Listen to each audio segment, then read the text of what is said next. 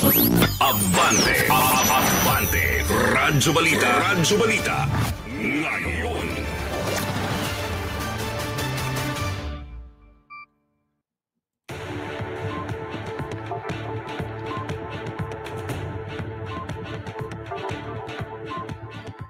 Magandang hapon mga kaabante, narito muli ang mga pinakahuling kaganapan mula sa pagtatapos ng 2025 national and local elections ngayong araw.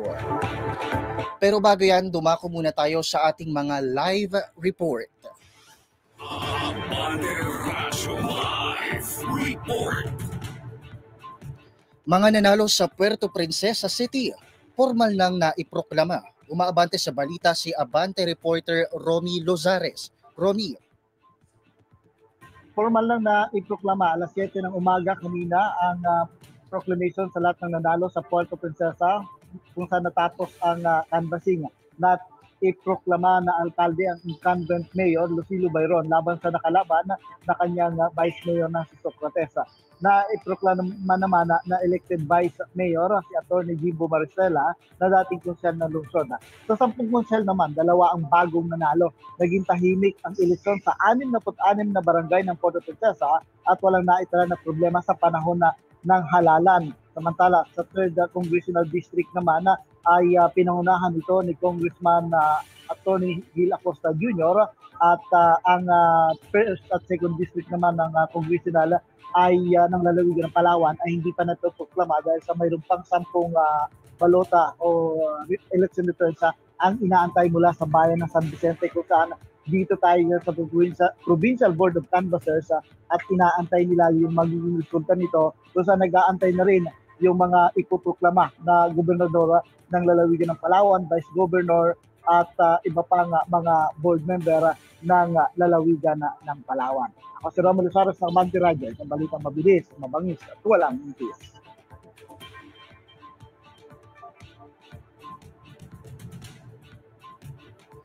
Maraming salamat, Romy. Samantala, idineklara ng DCPO na mapayapa at matagumpay ang 2025 NLE sa Davao City sa dahil sa pinag-isang seguridad at kooperasyong pampubliko. Umaabante sa balita si Abante reporter Edith Isidro. Edith. Maraming salamat. Ang Davao City Police, ito ang idineklara ng Davao City Police na mapayapa at matagumpay ang 2025 National Local Election sa Davao City sa dahil sa pinag-isang seguridad at kooperasyon ng pampubliko. Ang Davao City Police Office sa ilalim ng utos ng pamumuno ni Police Colonel Hansel Marantangan, ang acting city director ay buong pagmamalaking nag-uulat at matagumpay na ligtas at mapayapang pagsagawa ng 2025 National Local Elections. Aniya, sa mga araw bago ang makasaysayang kaganapan, tiniyak ng DCPO kasama ang mga kasusyon ng mga seguridad at kaligtasan ang ganap na kahandaan at pangpatakbo upang protektahan ang kabahanang proseso ng eleksyon. Dagdag pa nito na ang mga tauhan na estratehikong itinalaga sa buong lungsod upang matiyak ang lahat ng 1,266 na sentro ng butuhan at makinarya ang maayos at ang daloy ng mga aktibidad sa halalan.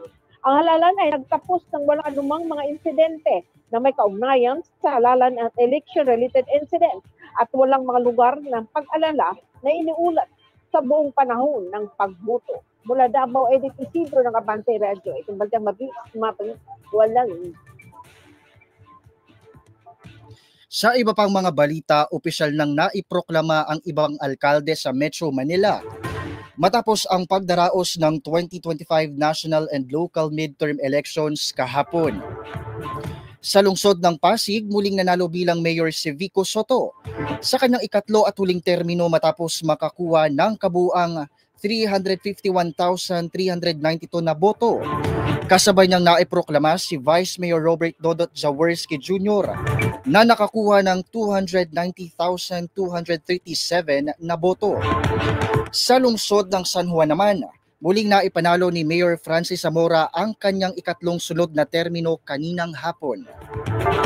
Sa Makati City, naiproklama si Mayor Nancy Binay ngayong hapon matapos makakuha ng mahigit 114,898 na boto.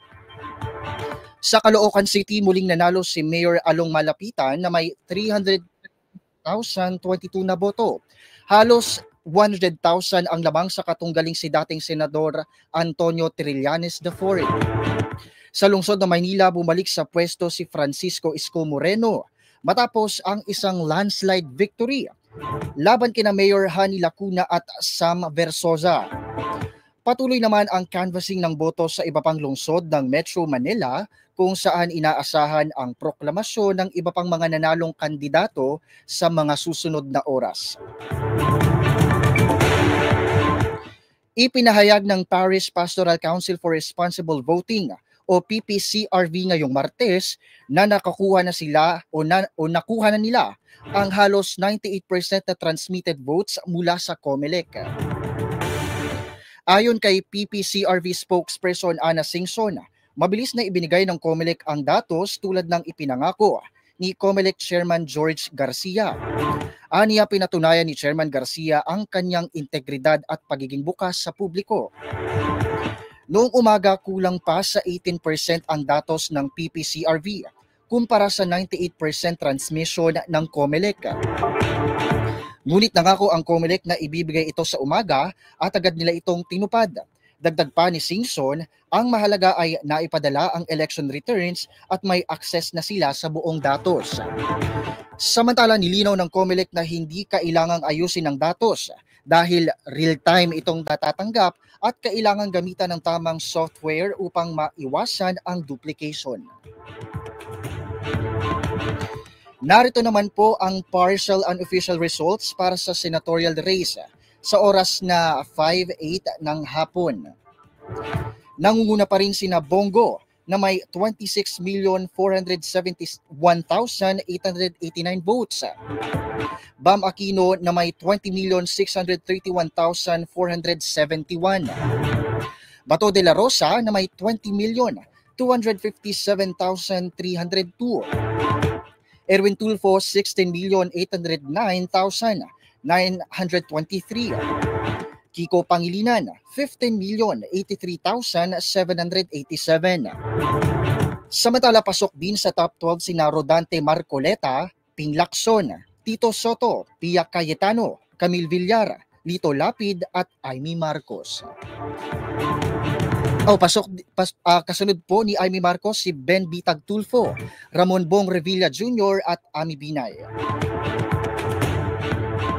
Yan po ang mga pinakahuling kaganapan ngayong 2025 midterm elections. Abangan po ninyo ang mga susunod pang update sa aming pagbabalik dahil oras-oras po tayo maglalahad ng mga umaabanting balita ngayong halalan. Ako po si Jason Gusilatar para sa election coverage ng Your Voice 2025 elections. Abante, Radyo Balita, ngayon.